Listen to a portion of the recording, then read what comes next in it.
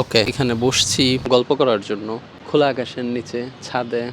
এই জায়গাটা আমার খুব প্রিয়। তো গল্প করার বিষয়বস্তু চুজ করি নাই, কোনো প্রিপারেশনও নেইনি, র্যান্ডমলি যা মাথায় আসে তাই বলবো। একটা জিনিস অনুভব করছিলাম, সেটা হচ্ছে আত্মীয়তা।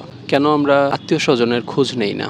আমাদের সমাজে দিনকে দিন খুব ব্যাপক হারে আত্মীয়তার বন্ধন নষ্ট হচ্ছে। বেশিরভাগ ইয়াং লোকজন এক ঘরে টাইপ, অর্থাৎ আপনি যদি তাদেরকে জিজ্ঞেস করেন গত 6 মাসে তুমি তোমার কয়টা আত্মীয়র খোঁজ খবর নিলা, বেশিরভাগ লোকজন বলবে আমি নেই নাই। মানুষ লনলি হয়ে যাচ্ছে।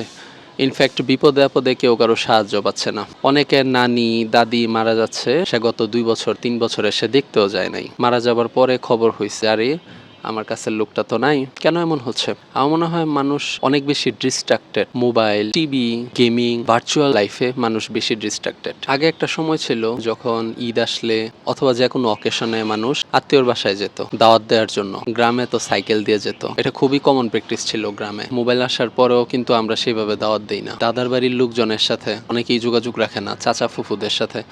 এটা খুব খারাপ কাজ। চাচা ফুফুদের সাথে যোগাযোগ রাখা উচিত, নিজে থেকে কল দিয়ে খোঁজ নেওয়া উচিত। আমার মনে হয় না আমি কি পেলাম কারো থেকে, অথবা আমি ওয়েট করব কি জন্য আমার কাছে কল আসার। কে কল দিল, কে খোঁজ নিল, কে নিল না, that should not be the matter of fact.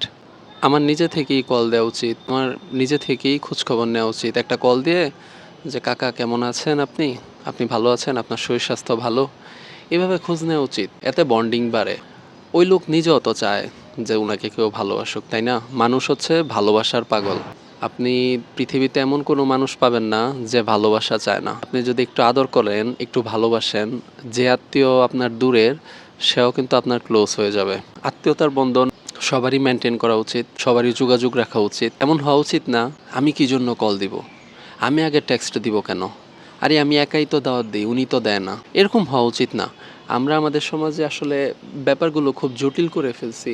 নিজের ইগো, নিজের সময়, বা এত বেশি সেলফ সেন্টার্ড আমরা কন্টেন্ট দেখি বা ব্লগ দেখি, যারা আমাদেরকে পরামর্শ দেয়, জ্ঞান দেয়, এদের বেশিরভাগই আপনাকে পরামর্শ দেয় সম্পর্ক ভাঙার জন্য, একা থাকার জন্য।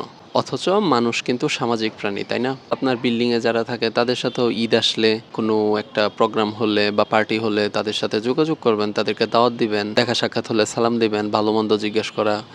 এই জিনিসগুলো করতে তো খুব বেশি টাকা লাগে না। We should rethink about it. Communication is a big thing to maintain relationship. বিমান যাচ্ছে মাথার উপর দিয়ে। ছোটবেলার বন্ধুদের খোঁজ নেবেন, কল দিবেন মাঝে মধ্যে, তারা কি করে। আমার মনে হয় সপ্তাহে একদিন রাখাই যায় বন্ধু বান্ধবের খোঁজ নেওয়ার জন্য। দোস্ত তুই কি করিস, তোর জীবন কেমন যাচ্ছে, কি জব করতেছিস আজকাল, লেখাপড়া কত দূর। 5 মিনিট কথা বলে ফেলা ভালো। এটা আমার বিশ্বাস যে 50টা টেক্সটের চেয়ে 5 মিনিট কথা বলে ফেলা বেশি ভালো। চ্যাট করতেই পারেন, দ্যাটস এ গুড থিং। কথা বলে ফেললে যেই বন্ডিং হবে সেটা আসলে চ্যাটে হয় না। আধুনিক মা বাবারাও তাদের সন্তানকে একা থাকা শেখায়। আমার মনে হয় এটা ভুল সিদ্ধান্ত। কিভাবে সামাজিক হওয়া যায়, কিভাবে আত্মীয়দের খোঁজ খবর নেওয়া যায়, কিভাবে বন্ধন তৈরি করা যায়, বন্ডিং তৈরি করা যায়, এইগুলা না শিখালে তো সমস্যা। এই সন্তানগুলাই তো ভবিষ্যতের মা বাবা, এই সন্তানগুলাই ভবিষ্যতের ভাই ব্রাদার, ভবিষ্যতের আত্মীয়।